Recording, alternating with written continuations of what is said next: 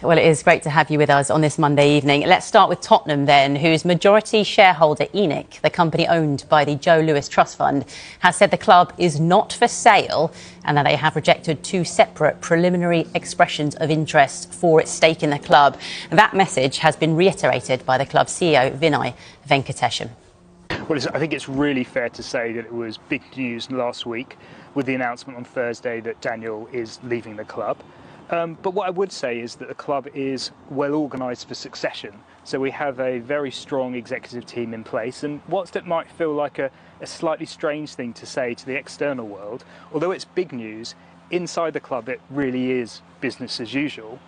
But I really wanted to start today by paying tribute to Daniel. I mean, what he has done at this football club over the last 25 years is extraordinary. He has played a huge part in the transformation of the club. And there are so many examples: the training centre, the stadium, the media centre that we're just sitting outside now. His contribution is there for all to see, and I think his legacy really is extraordinary.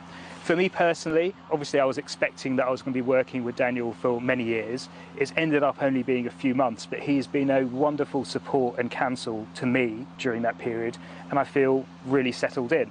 And I think also at a time like this, it's really natural to pause and look back and reflect, but I also know in my job it's really important to look forward, and this is a new era for the club under new leadership, completely backed by our majority shareholder, the Lewis family, so we can feel optimistic and ambitious for the future as well.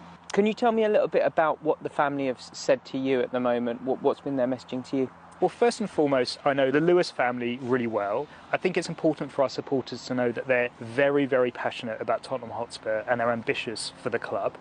And when I talk about their ambition, what they're really focused on is ensuring that everything that we do across the complete breadth of the club really centres back and is focused on giving our men's team and our women's team the best chance to be successful on the pitch over the long term. So that's their laser focus, all around being successful on the pitch.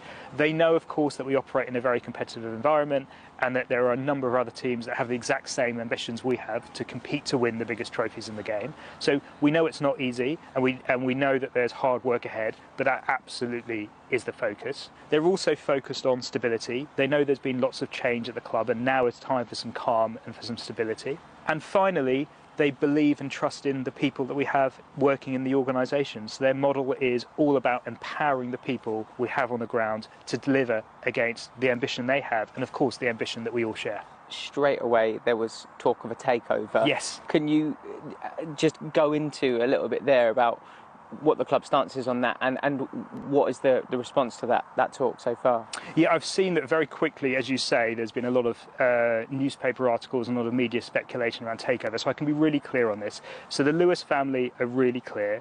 They see their involvement in Tottenham Hotspur being long-term, and they see their involvement continuing through the generations. We made a statement very late last night, and the statement, I hope, was unambiguously clear that Tottenham Hotspur is not for sale.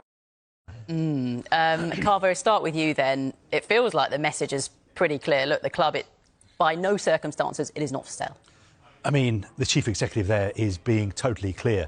Spurs are not for sale, but a lot has happened over the past 3-4 days. We've had the situation where, out of the blue, the executive chairman of Spurs, Mr. Tottenham, Daniel Levy, has left the club. Then last night, just before midnight on a Sunday, Spurs released a statement saying the club is not for sale, but we have had two groups approach us saying that they're interested in buying the club.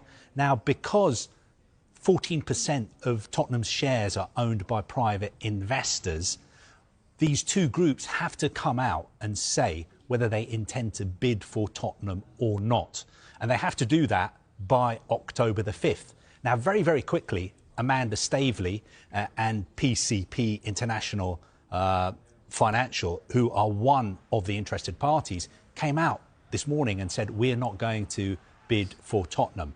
But so far, we haven't heard anything from the other interested party, which is an Asian consortium led by Dr. Roger Kennedy and a Chinese businessman called Wing Fai Eng, who owns a TikTok rival called Trill in China. So very interesting to see what they have to say, because they have until October the 5th to come out and say either we want to bid to buy Tottenham or we're not intending to bid. So you've got a few weeks then. Going to be an interesting few weeks. From what you make of this whole situation, do you feel like there have been conversations going on in the background, even when Levy was, still at the club before he stepped down, about a potential sale? Look, what we do know is, over the past 12 months or so, Tottenham have engaged the services of an investment bank, and the investment bank has been tasked with trying to find some external investors. So we know for a fact that Tottenham have been looking for potential new investors. Now, that doesn't mean that the club is for sale. Perhaps they just want to sell a stake in the club and use that money to invest in their squad or refinance the debt they took on to build their magnificent new stadium. So at the same time as saying the club is not for sale, we can say that they have been looking for outside investment. What do you make of the whole situation? Because Daniel Levy was at the club for so long, close to 25 years. He was very much part of the furniture. It feels like there's been a bit of a range of reaction from Tottenham Hotspur fans. Yeah, it's crazy because they're always protesting against Daniel Levy. They want him out, and now he's out. Some of the fans and probably not. No, we didn't want him out. We wanted him to stay. Listen, being an owner of the football club, I think is one of the hardest jobs in football, and you put a lot of money in, and you've got to realise sometimes it is a business, and you are going to lose a lot of money. But I think Daniel Levy's a smart businessman, and I think the time's right for him to move on and that club kick on. I do think he's appointed some top managers, but it hasn't worked out at Tottenham. I think the Tottenham fans have been frustrated as well with the income of players. Like even in the summer where there was a lot of talk they wanted Eze, and then they couldn't get the Eze deal over the line, and then he ended up going to their rivals. Of course, that's Arsenal. the player you mentioned. Of course, I have to mention it because Tottenham fans are still hurting and Arsenal fans are happy. But no, I was going to say to Carvey, because obviously he's still got shares in that club. Will we still see Daniel Levy involved with Tottenham, or will he finish there? Well, Daniel Levy is a very, very good businessman. Yeah, of course. When he was first involved with Tottenham, Tottenham were worth around £80 million.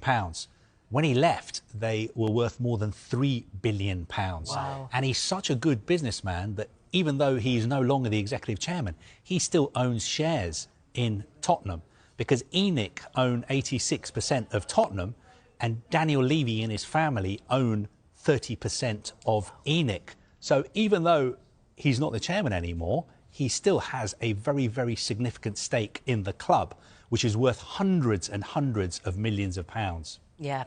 Let's throw it over to Dave then, because just off what Carvey's saying there, Dave, it's fair to say that, there's been success off the pitch for Daniel Levy, but maybe not so much on the pitch. Is that fair to say? I think that's probably fair to say from a Tottenham Hotspur fan point of view as well. I think when you talk about Daniel Levy leaving Spurs, he is a major figure in Premier League history, but his legacy is a complicated one. On the pitch, he was a hands-on chair, appointing 14 permanent managers. His best, though, was surely Mauricio Pochettino. During his time at the club, they signed players that were key to success, like Heung-min Son, like Dele Alli as well. They achieved their highest league finish of second in 2016-17.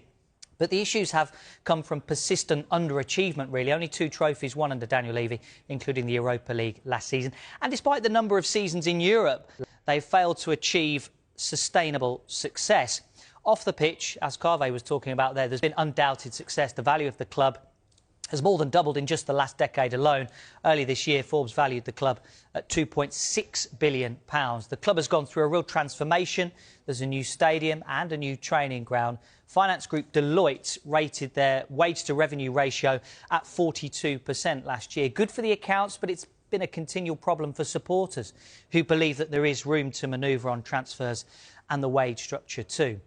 Then come the off-field protests. There was Spurs' involvement in the failed European Super League, regular fan disquiet over the last few years as well around ticket prices and concessions. Now, whatever you think of the outgoing chair, an answer on Daniel Levy is not straightforward. Not straightforward, is it? How do you look at, I suppose, his legacy, what he's achieved at the club, and are they in a strong position now? Because I think his enduring legacy is going to be the stadium, the training ground, the facilities. Yes, he got that silverware as well, winning the Europa League. You mentioned it a minute ago, it had a good transfer window, really. No, they did. it could have been a better transfer window, but I think it was a really good transfer window in the end. I think the stadium is probably one of the best stadiums in the Premier League. The training ground, I was speaking to Carve, is amazing. So behind the scenes there, what he's done there has been fantastic. But first and foremost, you're judged on the team winning trophies. And in the years that he's been there, they've only won 2 trophies, which for Tottenham Hotspur Football Club is not good enough. If you look at Arsenal, me and Carve helped me on this, I think Arsenal have won 16 trophies. So it's totally different. It's totally different. So I think his legacy, obviously, with the football club and the training ground, he's done a fantastic job there. But I just think sometimes all good things have to come to an end. It weren't all good. There were some good moments in it. That's how it goes. Fans, that's how it goes. Yeah. Things do come to an end. They move on. As I say, I still think he'll play a part of the football club, but now the club can kick on. It's a huge football club. You go to that stadium, I've been there many a times. It's one of the best stadiums in the Premier League. So, yeah, a lot of people can be critical of Daniel Levy because of the transfers and probably some of the managers he's brought in, but Dave just alluded to it. I think Pochettino was probably the best manager out of the lot of them, finishing second in the league, likes of Dele Alli and Sonu, players we'd not really heard of, and they brought them in and made them, you know, Premier League top players as well. So, yeah, I give credit to Daniel Levy, and everyone knows I've got a soft spot for Tottenham because I used to ball boy there when I was a youngster, so I've always had a soft spot. You're a Spurs fan. I'd say Palace are number 1 and then Tottenham are 2. Right, there you go. OK, you used the word a minute ago when you talk about Daniel Levy, businessman, which is exactly what he is and was, you know, this incredible businessman. Are we going to see a different approach now in terms of how they go about things as a club?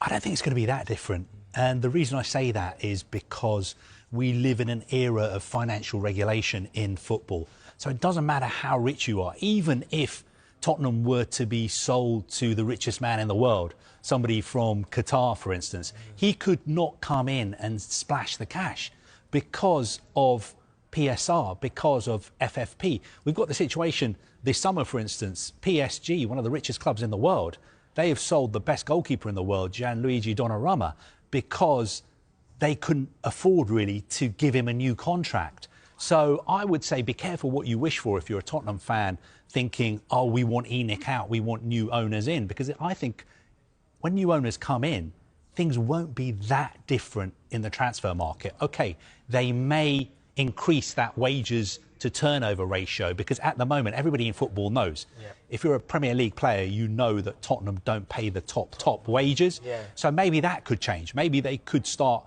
paying drastically, players, or you know what Arsenal pay some players more than £200,000 a week. Man City, Man United. Yeah. So they could start getting to that level. That could change, but overall, I think it would only be small tweaks. It wouldn't be a major revolution. Big overhauls. OK, right. Well, a little reminder for you that next up for Spurs, it is West Ham in the Saturday night football. Live coverage of that begins at 5 o'clock for you on Sky Sports Premier League.